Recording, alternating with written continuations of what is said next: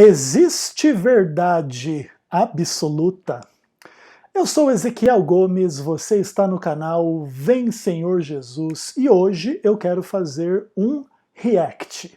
Ou seja, eu quero gravar um vídeo em reação a outro vídeo. E alguém já pode pensar, lá vai o Ezequiel falar mal de mais alguém por aí, né? Não, hoje eu não vou fazer nenhum react negativo desmascarando algum herege, enquanto tenha muito herege merecendo por aí. Hoje eu vou fazer um react positivo de um material extraordinário que eu vi hoje, né? Eu estava ali depois do almoço e de repente surgiu uma notificação mágica no YouTube, né? Rougney Tavares em pessoa gravou vídeo e publicou.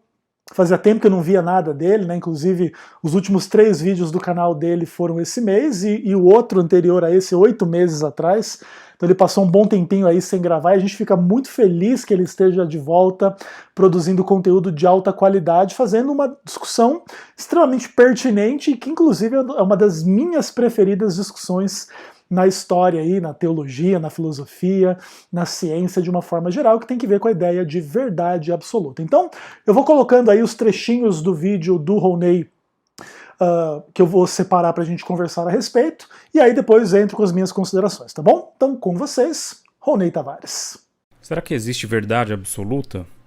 Antes da invenção de todo esse relativismo que a gente tem hoje, a pergunta seria absurda por si própria. Mas hoje a gente vive numa época que é muitas vezes classificada como a época da pós-verdade, né? Ou seja, as verdades não são necessariamente absolutas, não são nem necessariamente verdades. Rougney, meu querido irmão, como é que você me vem com perguntas tão absolutamente gigantescas quanto essas logo depois do meu almoço, irmão? Você quer me causar indigestão? Com certeza não, né? Mas olha que coisa interessante, pessoal. Quando o Rougney pergunta, será que existe verdade absoluta? Só essa pergunta já é pano para manga para a gente conversar pelos próximos milhares de anos e inclusive não chegar a uma resposta ao final. Pelo menos assim, não na perspectiva de unir em um todo coerente, harmônico e compreensível toda a filosofia, toda a história, toda a compreensão da linguagem, da ciência, à luz, né, da sempre polêmica questão sobre o que é verdade e o que é mentira. A que corresponde a realidade ou não, né? Essas questões elas parecem ser simples, e inclusive é muito ruim que alguns cristãos queiram responder esse tipo de pergunta com absoluta simplicidade, e não no sentido positivo da simplicidade, mas no sentido negativo do simplório, né? Você dá uma resposta simples para um problema extremamente complexo. E tem muita coisa que a gente pode falar a partir da perspectiva da dúvida se existe ou não verdade absoluta, e mesmo que a gente queira dizer que sim, existe verdade absoluta, a que isso se refere? Isso é uma questão bem complicada, bem problemática de você responder à luz de milhares de questões relativas ao uso da linguagem, à filosofia, à história, à ciência, inclusive aos conceitos de inspiração divina sobre, por exemplo, a Bíblia. A Bíblia é verdade? Uma outra pergunta é, a Bíblia é verdade absoluta? Tudo na Bíblia é verdade absoluta ou tem verdades relativas? Ou como que se conceitua, como que se entende tudo isso? E naturalmente também não só na Bíblia, na filosofia, na ciência, na história, no raciocínio, no pensamento, na própria existência. Como que essas coisas funcionam ou não, né? Especialmente à luz da ideia de que existem mentiras também, né? Existem pessoas que afirmam coisas que não correspondem à verdade, muito menos à verdade absoluta, não correspondem à realidade, mas por intenções que alguns chamam de maldosas, né? Será que tem padrão para falar se é maldoso ou não? Mas à luz de interesses particulares, as pessoas dizem que é verdade o que não é verdade. Então será que isso também atinge as questões da filosofia, da história, da linguagem, da ciência, da religião, da Bíblia? E tudo começa a colocar a gente diante dessa questão do relativismo, né? Do mundo pós-verdade que o Rounney ele evoca, e onde hoje as verdades não são necessariamente absolutas, muito menos verdades, né? Eu naturalmente entendo que as verdades são verdades, e quando elas não são verdades, né? Ainda que eu acredito que possam existir verdades relativas e verdades absolutas, ou uma verdade absoluta pelo menos.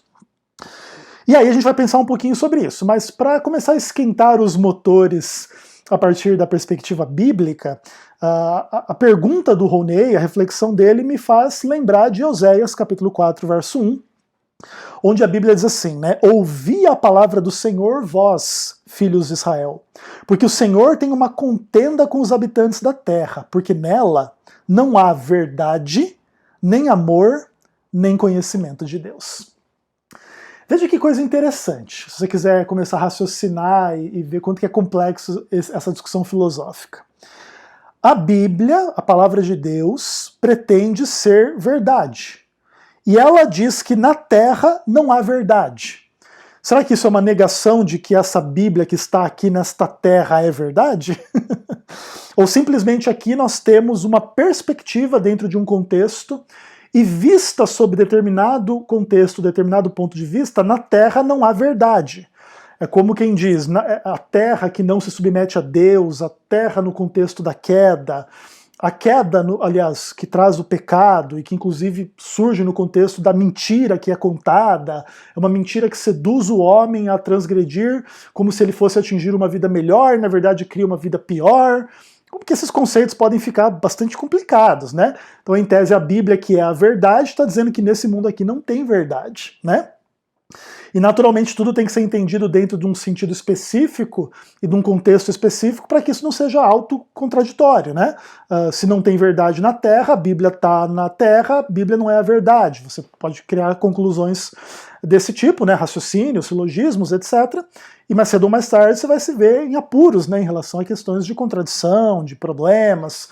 Então, o que a gente está em busca aqui no final das contas a respeito da discussão da verdade absoluta tem que ver com a coerência, a unidade, a realidade, a verdade, e tem muito mais ainda que a gente vai conversar a respeito a partir das falas do Rounney, tá? Então eu queria só fazer essa introdução primeira, inclusive, por exemplo, quando eu falo aqui que há uma queda, e a impulsão da queda, o ser humano se afasta de Deus, e aí nessa perspectiva não tem verdade no mundo, eu já estou assumindo que é verdade essa narrativa e tal, a gente tem que dar um passo adiante para dizer, será que essa narrativa é verdade?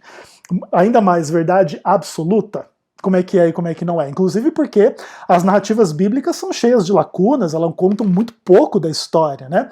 Imagina que você tivesse que ter uma descrição de 1 segundo da existência do universo, que fosse uma descrição absoluta e exata de tudo o que acontece em todos os lugares e nesse 1 minuto de descrição. Não caberia no mundo o tamanho do livro a ser escrito, né? Você teria que levar em conta a descrição exata e absoluta do estado atual naquele 1 minuto de toda a existência, de tudo que existe no universo, para a sua verdade lá absoluta estar registrada não sei onde, não sei como, né?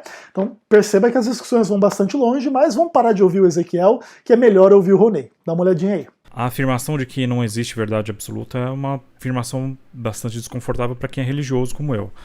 Porque todo o sistema de valores e crenças de um religioso deriva da existência de Deus. E se não existe verdade absoluta, então não existe Deus. E se Deus não existe, como diz lá Dostoiévski, então tudo é permitido. O que traz uma situação bem complicada para todo mundo. Boa, Rounney, concordo contigo, cara. Só que a questão é que, na verdade, também, né?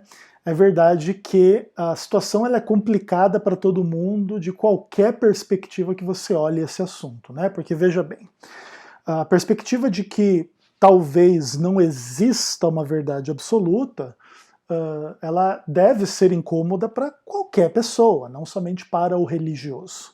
Naturalmente o religioso tem as suas convicções bastante íntimas de que Deus existe, né? Que criou a realidade e tudo mais. E a não existência, mesmo que em tese, da verdade absoluta, implica que pelo menos existe uma hipótese de que Deus não existe, talvez depois de uma análise bem profunda da relação entre Deus e o que seja a verdade absoluta. Entretanto, as demais pessoas que também não acreditam em Deus, mais cedo ou mais tarde, devem ser capazes de perceber que essa discussão também as afeta, né? Porque não há verdade absoluta, também pode ter implicações absolutamente gigantescas para a própria existência dessas pessoas que não acreditam em Deus, né? Tanto no sentido, por exemplo, de você ser antirrealista mesmo, de que a própria realidade não exista, porque senão teria uma verdade, uma coisa que realmente existe, uma verdade absoluta nesse ponto, né, talvez. Então, para você negar que existe verdade, você tem que negar que existe realidade, né? E fica bastante complicado você defender algo desse tipo diante do fato de que aparentemente eu existo, você existe, e isso naturalmente já foi bastante discutido na academia, na filosofia e tudo mais, ainda que como pensamento abstrato esse pensamento é muito interessante, mas como pensamento concreto ele acaba tropeçando no óbvio, né, na realidade, né, ainda que também é verdade que a realidade é um pouquinho mais complexa do que a gente imagina, né? Pensa que tudo é feito de átomo, o átomo é feito de 99,9% de espaço vazio, lá e o núcleo e as partículas subatômicas. Então, na grande verdade, tudo é feito de nada, né? Tudo o que existe é feito de nada. Então, as coisas existem ou não existem? Aí a gente poderia dizer que elas existem, mas elas são feitas de nada. A matéria-prima das coisas é nada, né? Ou pelo menos nada com pouquinhas coisas lá no núcleo e as partículas subatômicas ao redor, formando absolutamente todas as moléculas, todas as interações entre tudo o que existe, né? E é muito interessante tudo isso, né? Então a questão se existe verdade ou não, se existe realidade ou não, se existe verdade absoluta ou realidade absoluta ou não, tem que ver não somente com as questões se Deus existe, mas se eu existo, se você existe, se alguma coisa existe, né? E aí é muito interessante a gente partir, por exemplo, da ideia de que talvez não, né? A gente tem um pouco de dúvida sobre isso, da nossa própria existência, ou da existência de tudo e de todos, ou de qualquer coisa, porque aí a gente pensa um pouco também nas experiências daquilo que a gente sente, imagina, pensa, enquanto a gente está vivendo no que a gente imagina ser a realidade, né? Então prazer, dor, todas as coisas que a gente pode chamar de positivas ou negativas, que também são meio relativas, porque uma pessoa pode chamar de positiva uma experiência que para outra é extremamente negativa, sei lá, podemos pensar em inúmeras questões, né? Andar de, enfim, montanha-russa é uma coisa legal ou uma coisa ruim? Sei lá, vai ter um monte de gente que vai achar que é legal, um monte de gente vai achar que é ruim. Então qual é a verdade absoluta a respeito da montanha-russa? É que não se pode afirmar se é bom ou ruim? Ou pode se afirmar absolutamente que para alguns é bom e para outros é ruim? E aí são muitas discussões muito interessantes, ainda que, dentro do aspecto religioso, eu creio que o Ronei tenha razão, né, de fato. A ideia de que não existe verdade absoluta, ela mais cedo ou mais tarde vai conduzir à negação da realidade de Deus, né, que, caso exista, nos termos em que nós, cristãos teístas, entendemos que ele existe, é a única instância na qual se contém de fato a verdade absoluta, né? Que inclusive para ser conhecida demanda onisciência, onipresença e aquelas coisas todas, né? E duvidar da realidade absoluta ou da verdade absoluta, mais cedo ou mais tarde, vai negar a existência de um ser que conhece tudo, porque se nada existe para ser conhecido, não existe nenhum ser que conhece tudo, inclusive porque nada existe, né? E aí o único tropeço que tem diante dessa filosofia é o fato de que eu existo gravando vídeo e você existe assistindo o vídeo. Esse é o único empecilho para o antirrealismo, né? É a realidade, é o universo, é a vida, é o mundo, ainda que eles tenham as respostas deles, né? Ou as pseudo-respostas, ou as teorias de que na verdade tudo é uma ilusão, né? Mas mesmo assim, a ilusão seria verdadeira, né? Então existe algo que é verdade absoluta, a ilusão, né? A ilusão absoluta.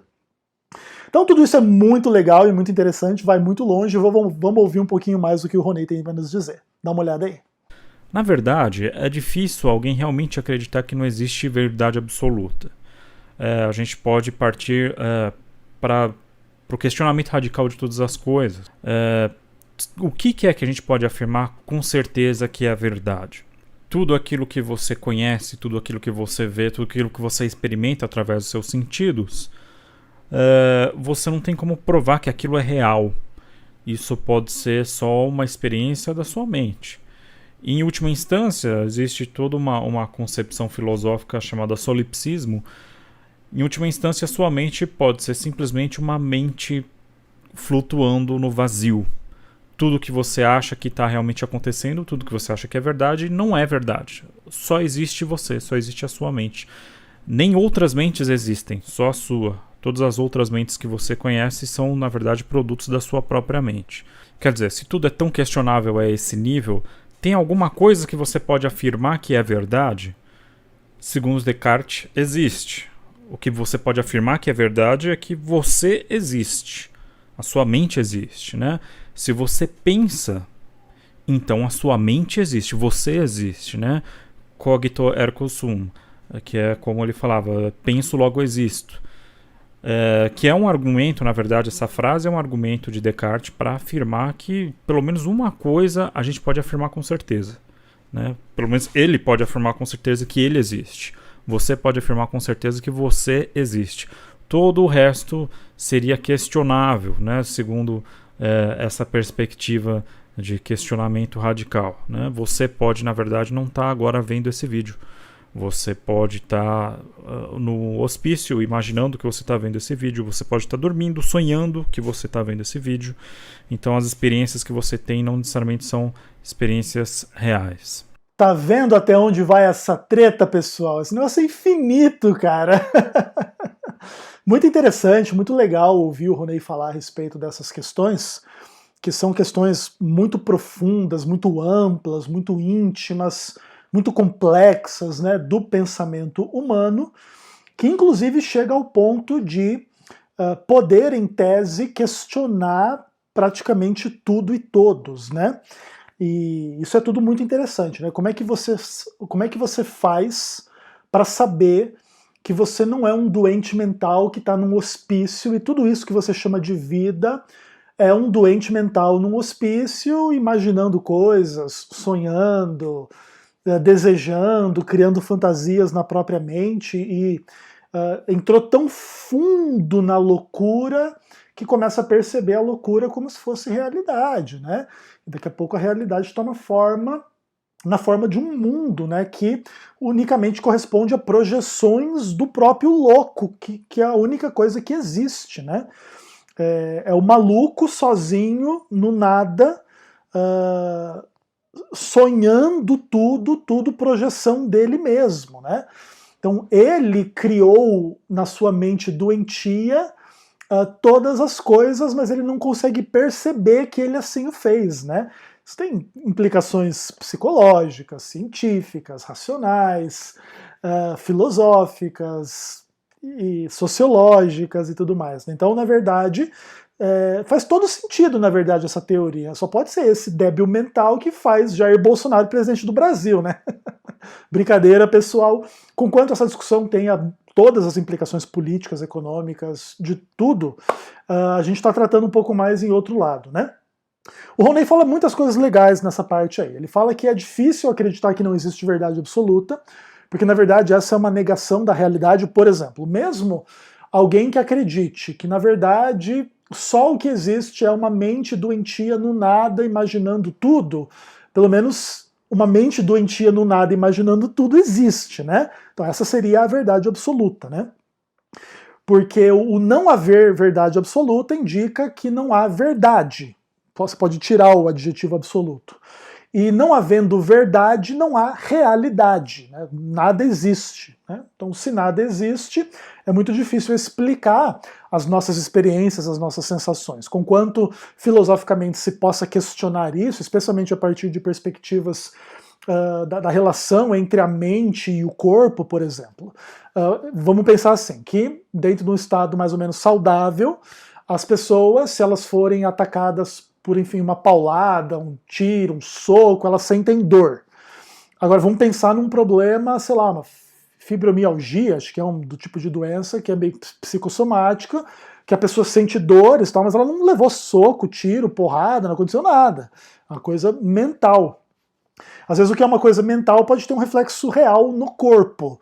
Então, será que na verdade o próprio nosso corpo não é só reflexo de uma mente? E em função, assim, na verdade o corpo não existe, enfim, ele é só uma projeção da mente? Ou a dor não existe, ou o prazer não existe, ou a verdade não existe, a experiência não existe, tudo é projeção? Eu acho que tem alguns filmes, né, muito legais que evocam um pouco dessa discussão, tipo Matrix, tipo A Origem, que são filmes que questionam a própria essência da realidade, né? Então, você é um jogo de computador e as máquinas estão dizendo para você que a vida é assim, tem sol, tem ar, você tem corpo, a menina vestida de vermelho, uma loira gata tá dando mole para você, daqui a pouco você transa com ela, você tem todas as sensações, você come, você dorme, você faz tudo, mas na verdade você é um jogo de computador, ou você é uma pessoa acoplada a um computador, uma mente lá, etc. Ou mesmo, por exemplo, no caso do Inception, né, que é A Origem. O filme ele trata um pouco da questão entre o que é sonho e o que é realidade, os níveis de sonho.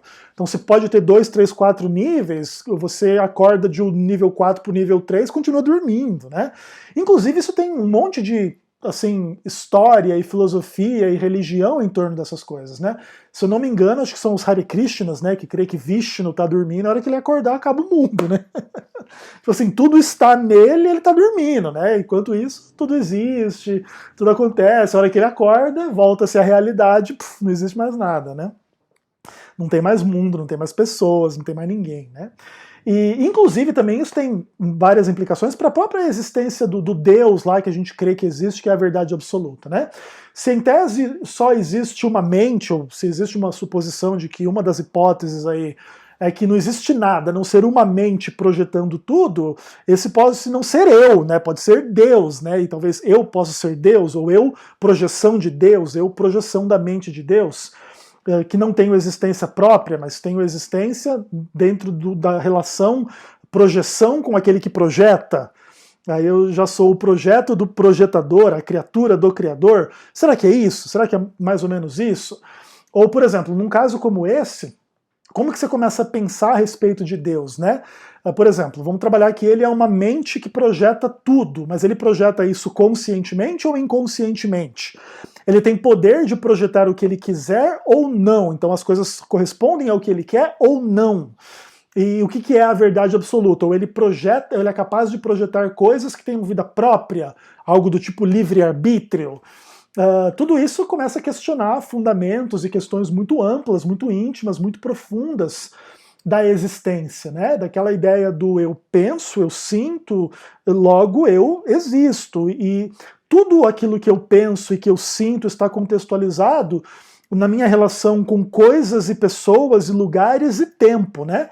Então a gente tem um pouco dessa ideia de que coisas, lugares, pessoas, espaço existem, ainda que seja bastante difícil provar, né, comprovar que não seja tudo ilusão e a gente não é o cara no hospício, ou Deus não é o cara no hospício, simplesmente imaginando as coisas a tal nível doentio que sente ou imagina que as coisas são verdade, quando na verdade elas não são, né?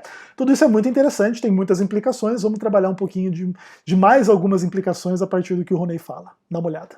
Então a gente consegue pelo menos partir de um pressuposto. Você existe, né? Na verdade, a gente teria até mais de um pressuposto. Se você disser que não existe verdade absoluta, essa frase é em si um paradoxo, claro, né?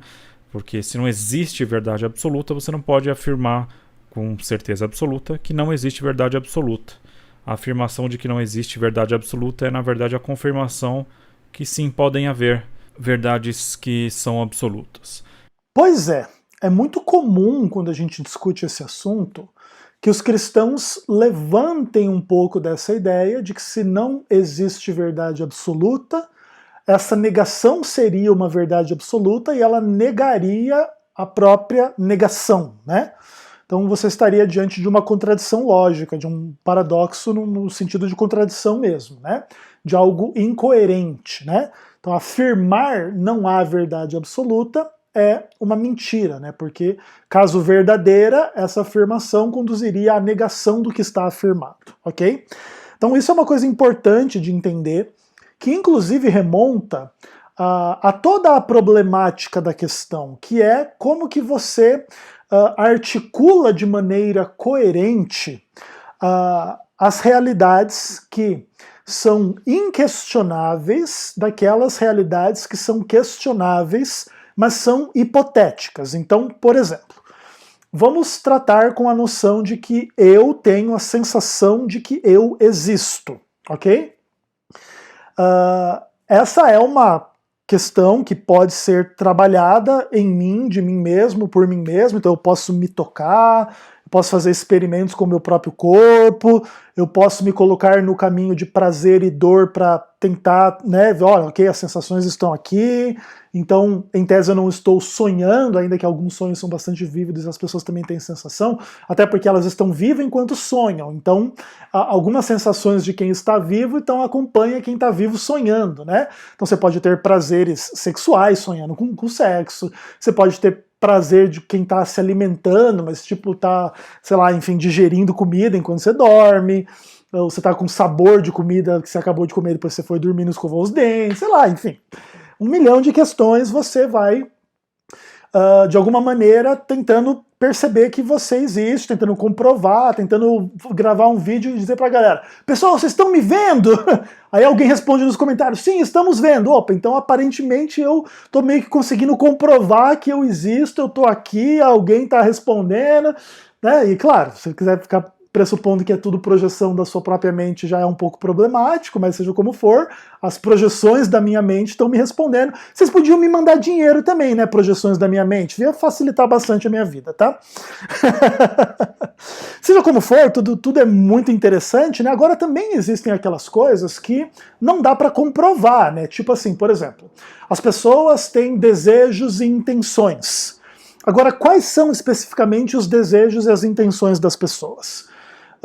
As pessoas querem comer aquela comida, querem transar com aquela pessoa, querem ganhar aquele dinheiro, querem ganhar aquele trabalho, elas têm intenções boas ou intenções más, elas querem enganar, elas querem falar a verdade, elas são sinceras, e todas essas questões assim um pouco mais complicadas, né, no sentido de você não ter uma esfera para você encontrar onde é que está a materialização das intenções para eu ir lá comprovar se naquele dia, naquele minuto, naquele momento, em relação àquela coisa, a intenção de alguém era boa ou má.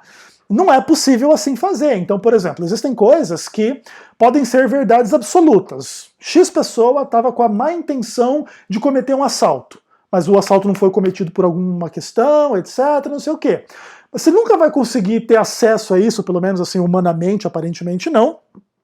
Nós cristãos pressupomos que Deus tem acesso a essas coisas, mas né, Deus também é um ser de outra ordem, de outra natureza, também vamos pensar um pouco sobre isso no final.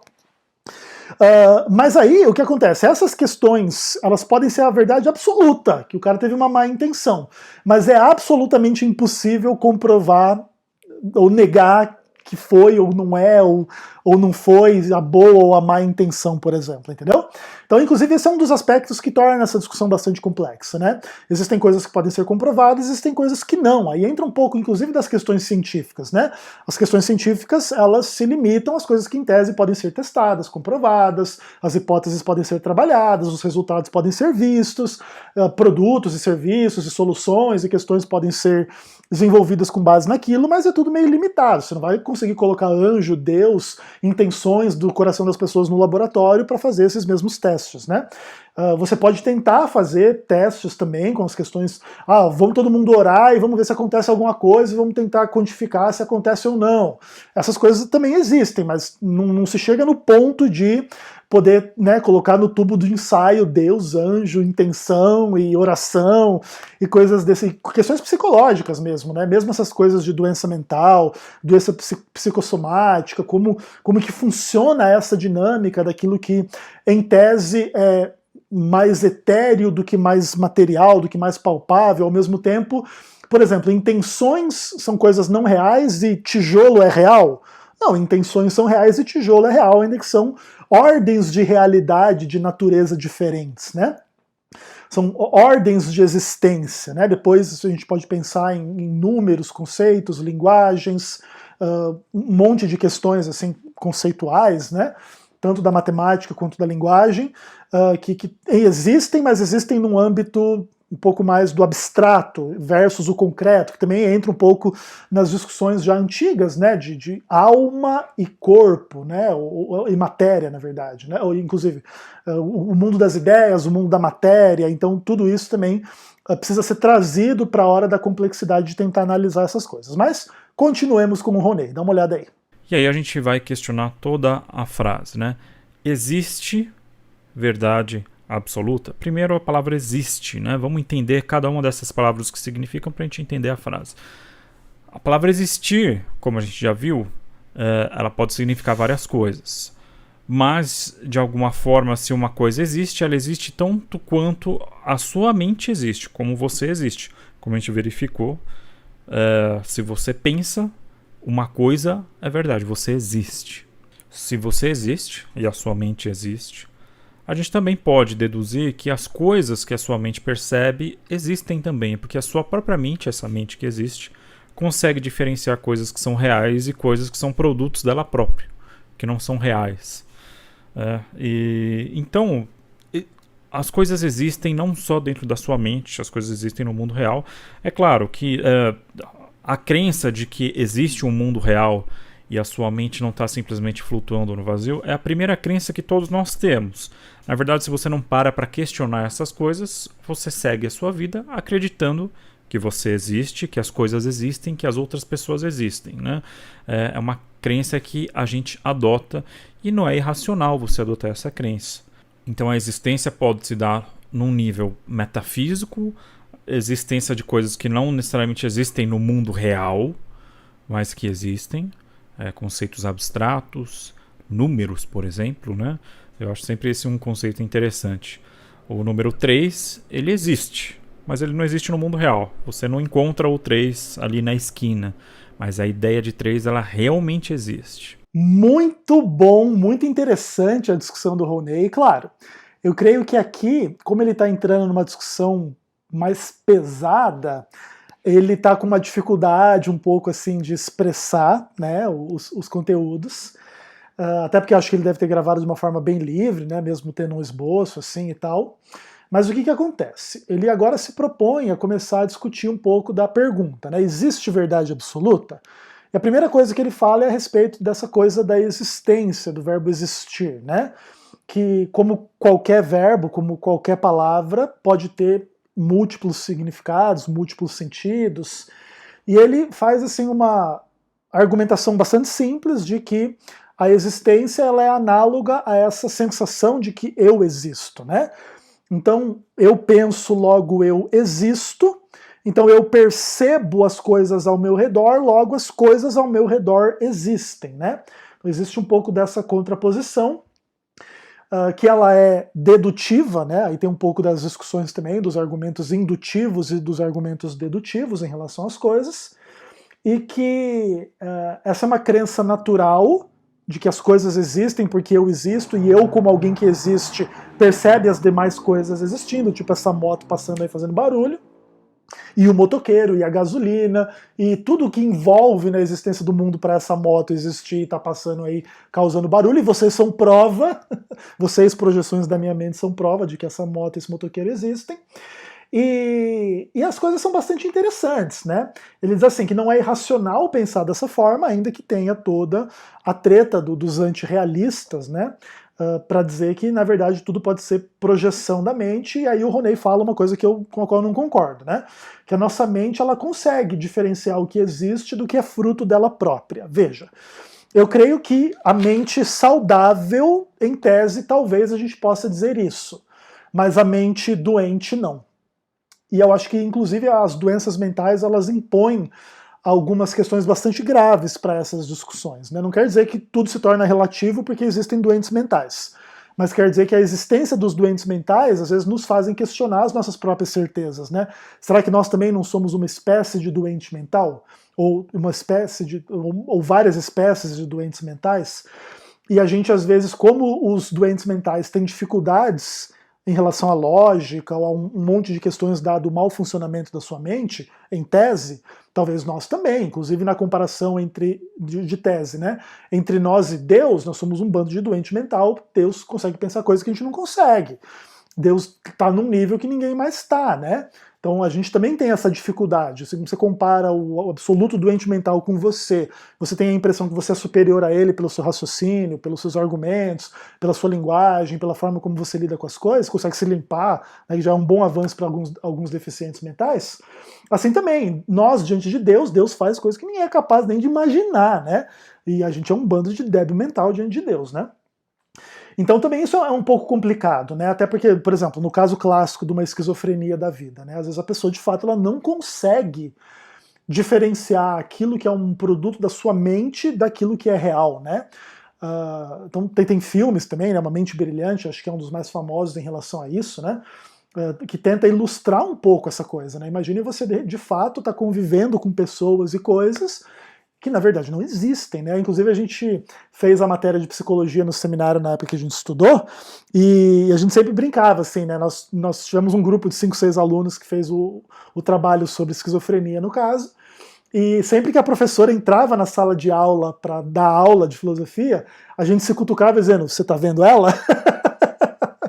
Como quem né, brinca um pouco com o filme, né? Porque naquela época o filme retrata, né, o professor que é esquizofrênico, e aí vem uma pessoa falar com ele para oferecer lá o prêmio Nobel para ele e tal, não sei o quê, e vem falar com ele, professor, não sei o quê, não sei o quê, aí ele chega assim, peraí, aí pega um aluno, você tá vendo ele? Tô, então beleza, ele começa a conversar com a pessoa, né?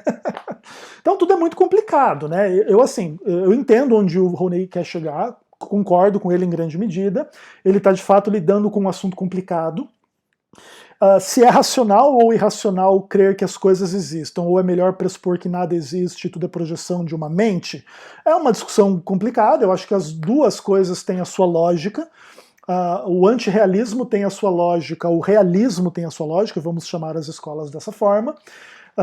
Legal que o Rougney já abre espaço para a existência de coisas que em tese não são concretas, são metafísicas, tipo conceitos e números, que inclusive é uma coisa muito interessante. Os números, eu não sei se você já parou para pensar sobre isso, eles têm uma existência própria independentemente de qualquer coisa existir ou não, tá?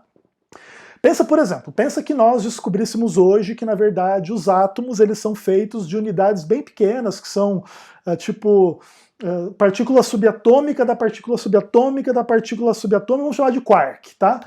Então, na verdade, não é tudo átomo, é tudo quark, que é uma unidade ainda menor do que o átomo. Então, tipo, um átomo seria formado de zilhões de quarks. E o quark é a menor medida do negócio.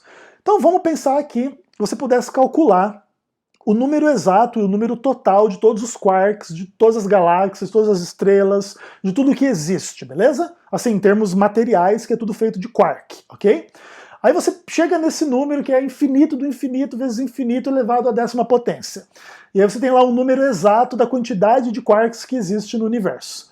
Aí você coloca assim, esse número mais 1. O que isso quer dizer? Quer dizer que o número 1 ele não depende dessas coisas que existem para ele existir como conceito, entendeu?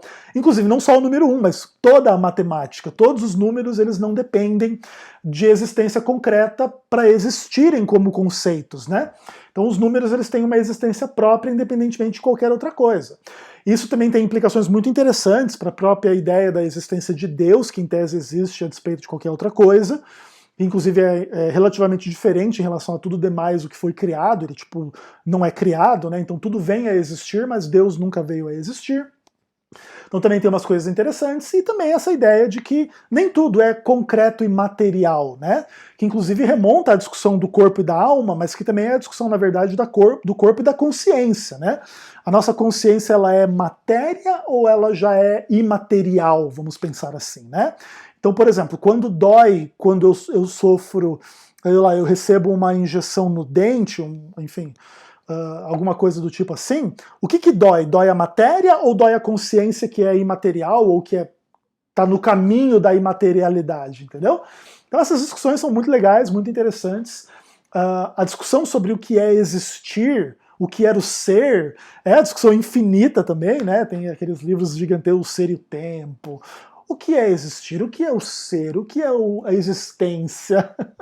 Você pode gastar o resto da sua vida com isso, aí também você vai precisar entender que você tem que adequar a sua linguagem também um pouco para se fazer entender ao que já foi feito a esse respeito, e naturalmente tem várias diferentes concepções a respeito do que é existir. Então tudo é bastante interessante, mas vamos continuar questionando essa frase, se existe verdade absoluta. Será que existe verdade? A segunda palavra da afirmação é verdade. Existe verdade absoluta. Verdade pode querer dizer várias coisas, e existe várias categorias de coisas que a gente chama de verdade. Então, por exemplo, eu coloquei aqui algumas categorias. A categoria de coisas lógicas e matemáticas. As verdades matemáticas, eu diria ainda que elas, além de existirem, elas são absolutas. No sentido de que aquilo que é absoluto, e a gente já vai para a definição da terceira palavra, aquilo que é absoluto é aquilo que pode ser compreendido por várias pessoas em vários lugares, independente de outros fatores, não depende de uma perspectiva. Né? Então, verdades matemáticas, por exemplo, 2 mais 2 é igual a 4, ela é verdade para mim, eu que sou brasileiro, eu que vivo no século XXI, e ela vai ser verdade também para um chinês que tem 80 anos. 2 mais 2 é 4 é verdade tanto para bolsonaristas ou petistas. 2 mais 2 é igual a 4 é verdade em qualquer lugar do mundo, em qualquer cultura. Então, é uma verdade absoluta. As verdades lógicas e matemáticas são verdades absolutas, porque elas não dependem de uma perspectiva, de uma visão de mundo, de uma cultura, para serem compreendidas da mesma forma. Bacana, excelente, muito legal. Creio que aí o Ronei também está um pouco com dificuldade de expressar o conceito de forma mais ampla, até porque, por exemplo, né, o vídeo dele teve 15 minutos ao total, né? O meu vídeo vai ficar aí com uma hora e pouco, para destrinchar um pouquinho melhor, e ainda assim vai estar bem longe do absoluto, né? Então, o que acontece? Dá para entender o que ele quer dizer, ainda que eu discorde um pouco da conceituação dele nesse momento de absoluto, né? Como algo que pode ser compreendido por várias pessoas, em vários lugares, independentemente de fatores ou perspectivas, né? Tipo 2 mais 2 é 4 em qualquer tempo, em qualquer cultura. Beleza.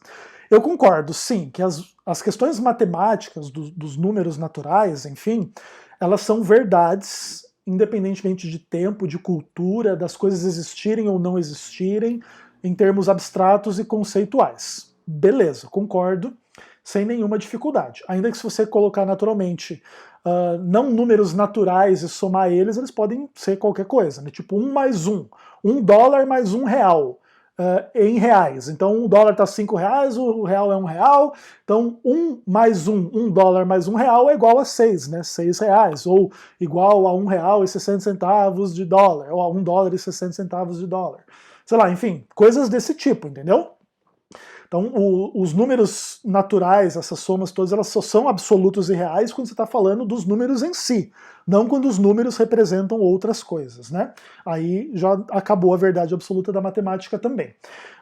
O que é tudo muito interessante, na verdade, né? Então, sim, a matemática é uma verdade absoluta nesse sentido, mas aí eu acho que não é que ela é absoluta porque as pessoas concordam independentemente de tempo e etc. Vamos pensar que existam doentes mentais que realmente não consigam fazer contas matemáticas, é impossível para eles. Ainda assim, é real que 2 mais 2 é 4. Então, na verdade, a verdade absoluta, na minha percepção, é melhor definida não como o que a gente consegue concordar independentemente de alguns fatores e questões culturais e tal. É o que é a realidade, a essência das coisas e que não pode ser questionado, tá? Isso é verdade absoluta. Não pode ser questionado que, em termos dos números naturais, 2 mais 2 é igual a 4. Acabou! Em qualquer tempo, em qualquer espaço, enquanto, naturalmente, obviamente, 2 significar 2, 2 mais 2 significa 4, naquilo que 4 significa 4, né? Obviamente que, por exemplo, se você fosse para um universo onde o número 1 fosse chamado de 9, aí você teria o problema do nominalismo, né, de você dar nome às coisas, mas abstraindo dos nomes o conceito de 1 como representando de fato 1, 1 mais 1 é igual a 2, o conceito de 2 representando de fato 2, tá bom? Então essas coisas são importantes. E a partir desta questão, Essas coisas são verdades absolutas. Aí também naturalmente surge um pouco da pergunta se existe verdade absoluta para além dos números, tá?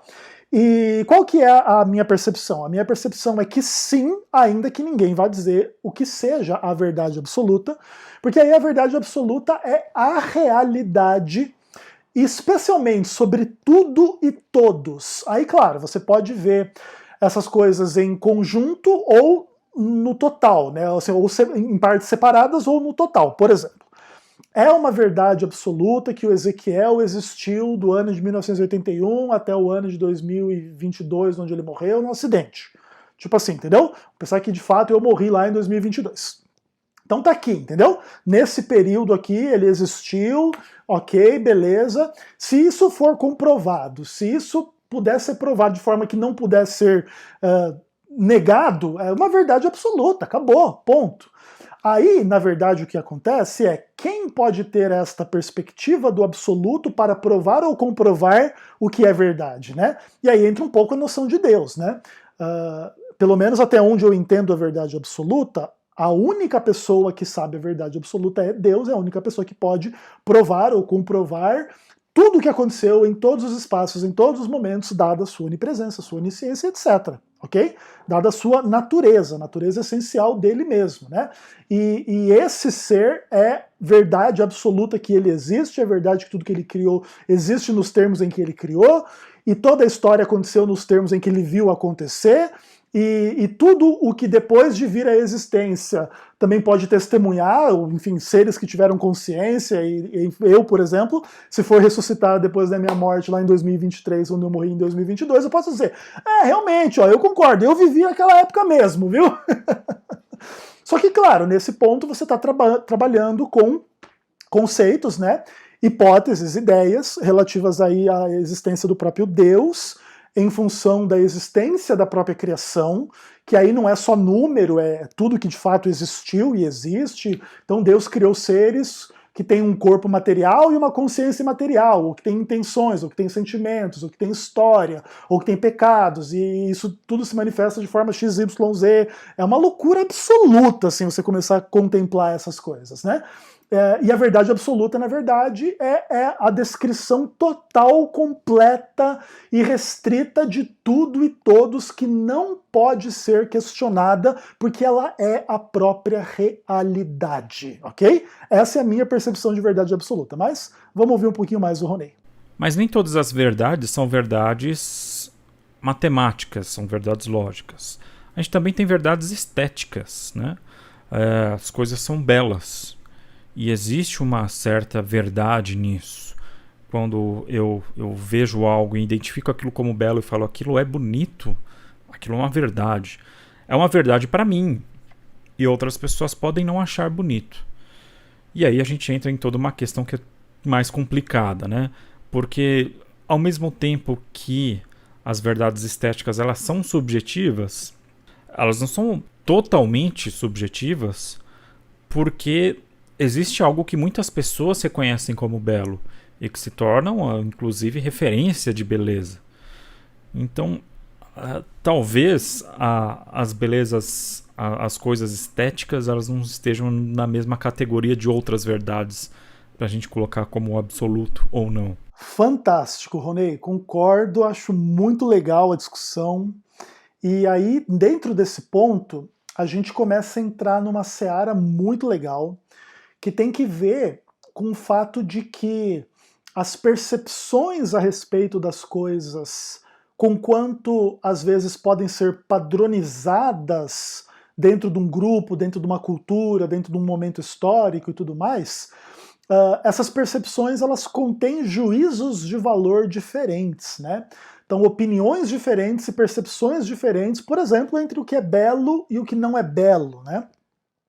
Isso é extraordinário, assim. A gente vê aquelas culturas onde a beleza que é valorizada, mesmo assim em termos de sensualidade, as pessoas ficarem excitadas quando elas veem uma pessoa lá da tal forma física, é aquela coisa, né? Lá na tribo, não sei aonde, na África, é aquela mulher negra, magrela, com os peitos caídos, porque isso indica uma fertilidade, ou em outro lugar é a pessoa gorda que passa uma impressão de que tem saúde, sei lá o quê. É a pessoa branca, 18 anos de idade, peituda, sei lá o quê. Sei lá, tem um monte desses padrões, e esses padrões eles são relativos, porque eles não são idênticos em todas as culturas e mais, eles não são unanimidade na própria cultura. Às vezes, por exemplo, dentro de um universo cultural ocidental, onde a menina de 18 anos, fitness, é uma menina considerada bonita. Às vezes um cara pode gostar da gordinha e achar ela muito mais bonita do que a fitness, entendeu? Algumas pessoas podem questionar se assim de fato é, mas assim de fato é. As preferências das pessoas em relação à beleza, e não só a beleza de corpo, de rosto, de pessoas, de carro, de casa, de coisas, de design, de o que é uma imagem bonita, o que é uma paisagem bonita, variam bastante, né? Então, isso também é uma coisa assim que é complexa no sentido do absoluto, né? Qual é a verdade absoluta? A menina jovem, a menina peituda, a menina sem peito é que é a menina bonita. A verdade absoluta é que em cada cultura isso difere, para cada pessoa isso difere. No ponto em que aquilo pudesse ser provado que é assim e não pode ser desprovado que não é daquele jeito, fica comprovado que naquela cultura o padrão é aquele, naquela é aquele, aquela pessoa gosta daquele tipo, aquela daquele outro tipo, essa é a verdade absoluta, é a descrição do que de fato é. Mas não é um julgamento estético. Por exemplo, o bonito é o negro, o bonito é o asiático, o bonito é o loiro, é o gordo, é o magro, é o malhado ou é o quanto malhado? É o malhado assim tipo halterofilista ou é só um cara mais forte, bonito? Como que é isso, entende?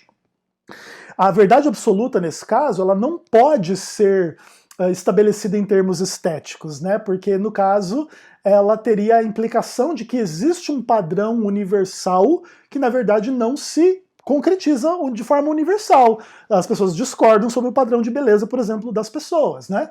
Então, dentro desse ponto, não existe nenhum padrão de beleza universal, ok? Pelo menos assim, em tese, né? Aí talvez para tentar negar isso, o que teria que fazer?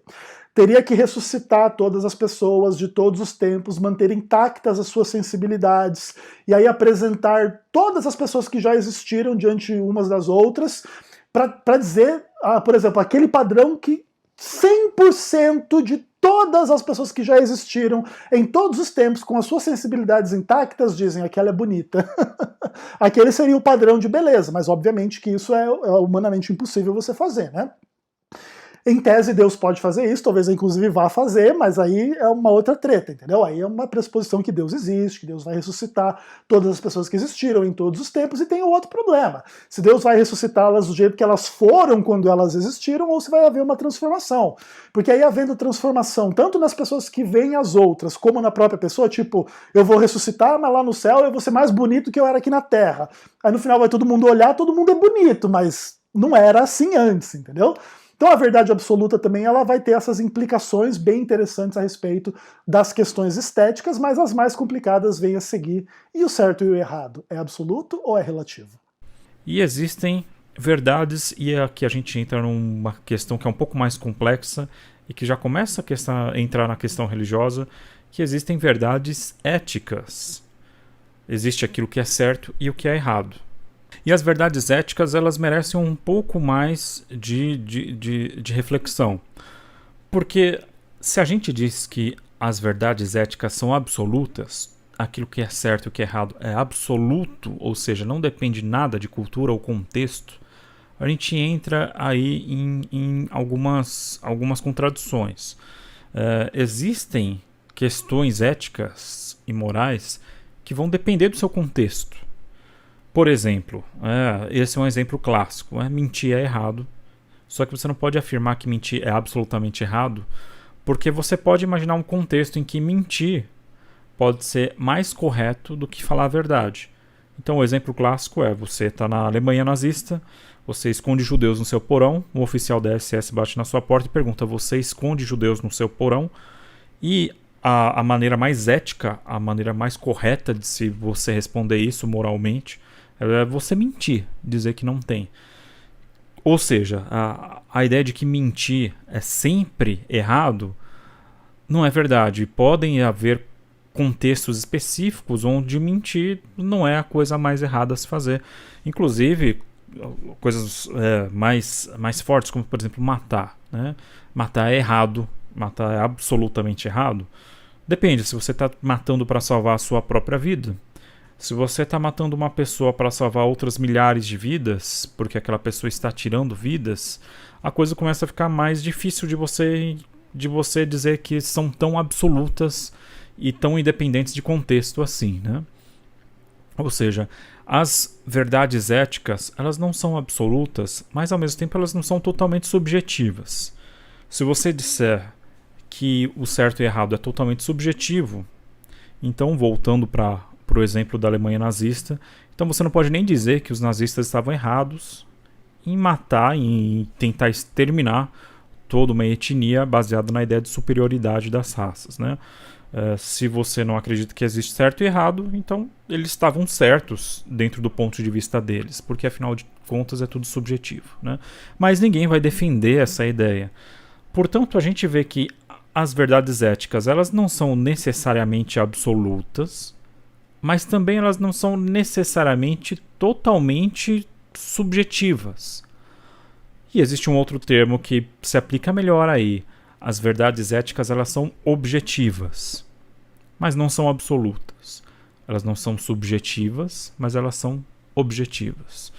Quer dizer, existem parâmetros, existem fundamentos para a ética e que não se mudam de acordo com o contexto, mas eles podem se manifestar de maneiras diferentes em diferentes contextos. Pois então, meus amados, né? Aí você vê também uma das principais implicações dessa discussão como um todo, que acho que inclusive é uma das que mais toma tempo e espaço, assim, das pessoas que gostam de falar sobre esse assunto, que tem que ver com a questão dos padrões morais, né? Se existem imperativos morais universais que se aplicam a todos os povos, a todas as pessoas, em todos os tempos, em todo e qualquer contexto. E para tentar dizer que não, existe muito dessa coisa assim de colocar pessoas em situações hipotéticas que de alguma maneira criem tensões entre diversos imperativos éticos, né? Por exemplo, nos casos que o Ronei usa ali, né? Ou você mente, ou você entrega uma família de judeus, um monte de famílias de judeu à morte brutal pelos nazistas. As duas coisas são erradas, mas é óbvio que tem uma hierarquia acontecendo aí, né? É um problema menor você mentir do que você entregar a etnia, a família, a pessoa a uma morte brutal na mão de gente maluca na cabeça, né? E ao mesmo tempo também, esse pessoal do relativismo moral também nem pode falar que os nazistas são malucos da cabeça para querer matar os outros, né? Porque no final, se tudo é relativo, também isso é relativo, né? E depende da lógica do nosso amigo nazista. Se para ele aquilo faz sentido, se ele se sente bem com aquilo, ninguém pode questionar, não é verdade? Inclusive isso remonta às discussões políticas, sociais, da vida em sociedade, do coletivismo, do individualismo, ou mesmo assim de como impedir, ou se é que se deve impedir, né, aventuras totalitárias e questões complexas como o nazismo, né? E é tudo muito interessante, assim, né? Muitas vezes nessas tretas de dilemas, assim, a gente chama de ética situacional, né? Também tem um pouco dessa coisa, né, do matar em legítima defesa, ou do matar alguém que mataria milhões. Aí você tem que ter certeza que a pessoa mataria milhões para justificar a morte dela e tal, e pena de morte. São questões bem complexas e interessantes, né? Eu acho interessante também que de vez em quando algumas pessoas fazem algumas coisas desse tipo com a sexualidade também, né? Imagina que entra o nazista na sua casa trazendo junto com ele uma modelo linda, loira, maravilhosa lá dos nazistas e diga pra você, ou você transa com essa mulher, você é um casado, você vai cometer adultério, ou nós vamos matar todos os judeus. Ah, tá bom, eu me sacrifico, gente, eu transo com ela. Inclusive, muitas vezes, esse tipo de exemplo em relação a poder mentir, poder matar, poder adulterar, poder fazer qualquer coisa dentro de determinados contextos, simplesmente serve também para as pessoas ficarem imaginando essas situações e daqui a pouco também relativizando um pouco os padrões, né? Se tem um momento em que eu posso mentir, que eu posso matar, que eu posso adulterar, daqui a pouco, quando eu quero, eu posso, né? Então se eu quero mentir, se eu quero adulterar, se eu quero matar, não existe essa regra, né?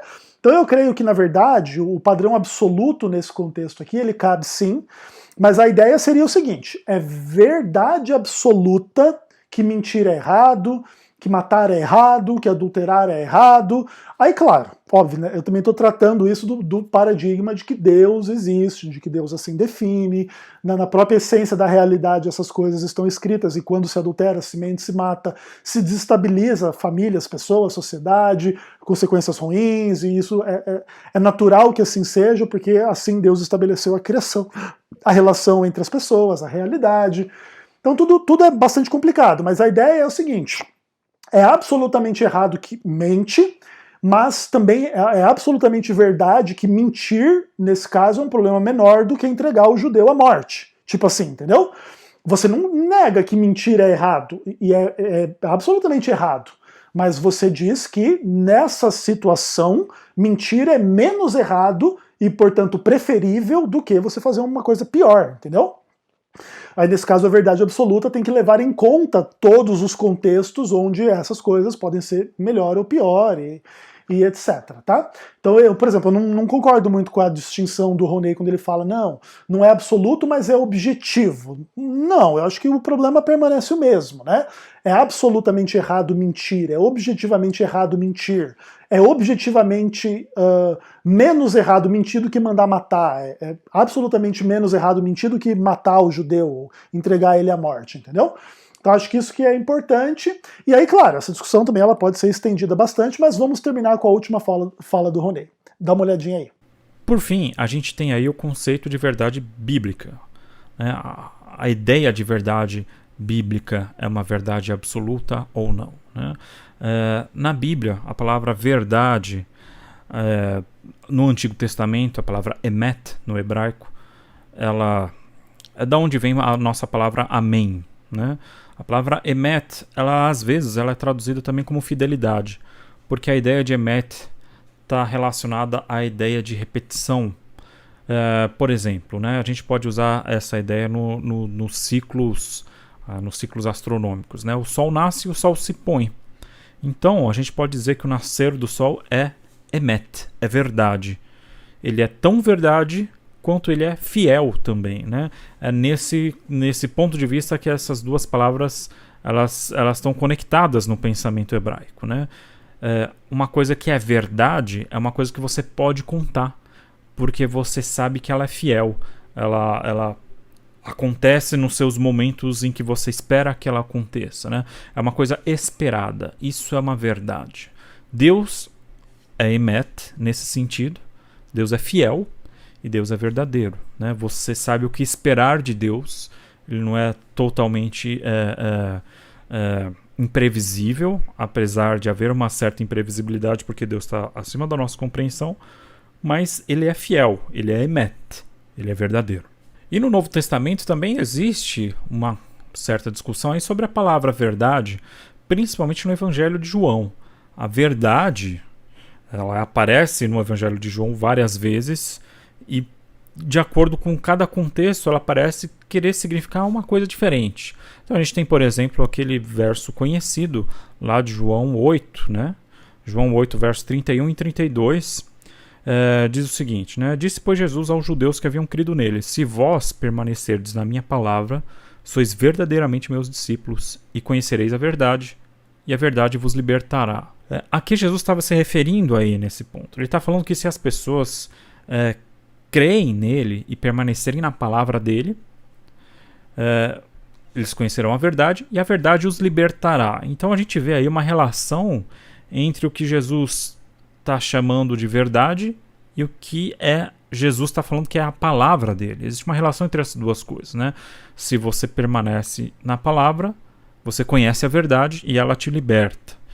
Então não é essa única passagem de João onde a palavra de Deus está em paralelo ao conceito de verdade, mas essa é uma das passagens mais conhecidas. A gente tem outra passagem também, que é bastante conhecida, que está lá em João capítulo 14, dos versos 4 a 6.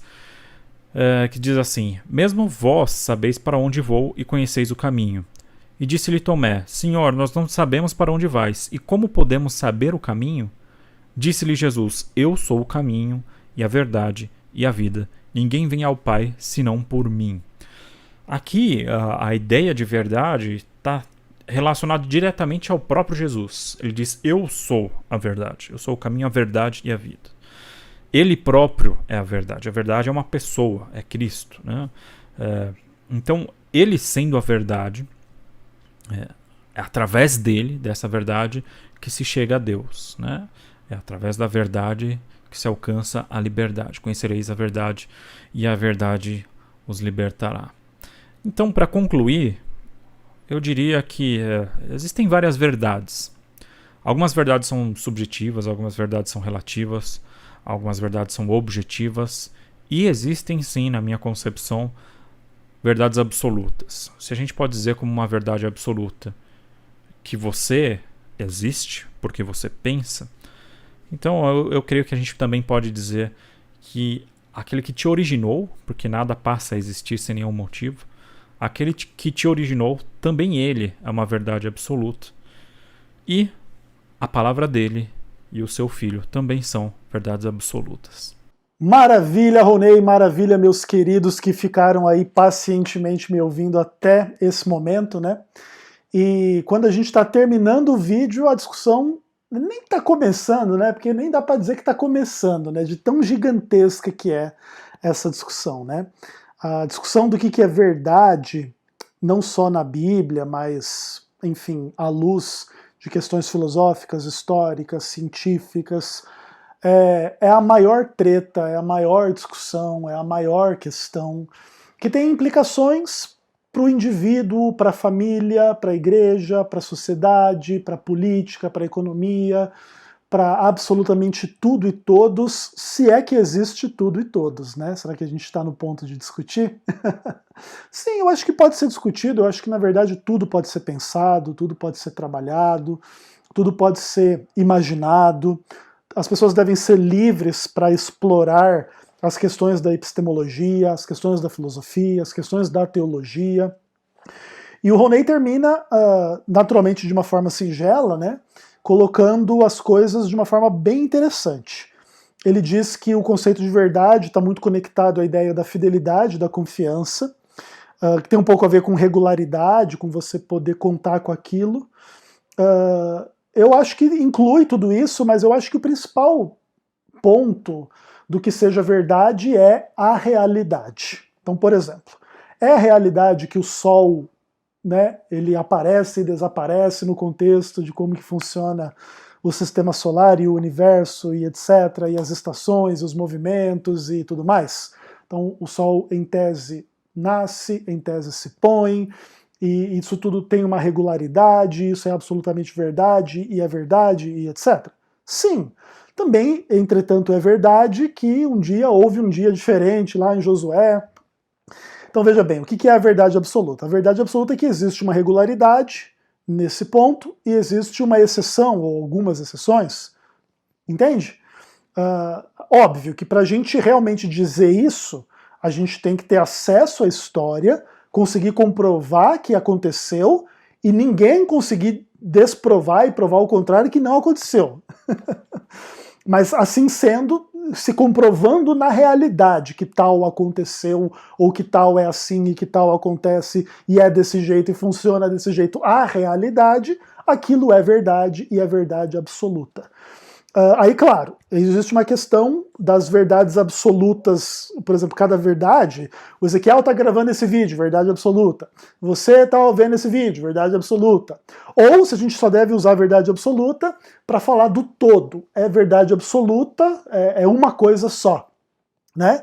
Não é cada coisinha. A gente pode dizer que tudo é verdade e a soma de todas as verdades é a verdade absoluta. Seja ela qual for, inclusive, né? Por exemplo, se tudo é um sonho de um doente mental, se essa for a verdade, essa é a verdade absoluta. Entende? Porque, na verdade, qual que é a grande questão? A verdade é a realidade. Ponto. O que é realidade é verdade. E é verdade absoluta. Naturalmente, por exemplo, existe um pouco das questões do que é verdade absoluta ou não, no contexto, assim, por exemplo, de ideias, de doutrinas. Veja, por exemplo, a palavra de Deus se cumpre na realidade que foi profetizado e que seria assim e assim é, e é uma verdade absoluta? As respostas desse tipo elas começam a ficar um pouco mais complicadas. Veja, por exemplo, conhecereis a verdade vos libertará. Ok, existe um quê de libertação futura ainda, certo?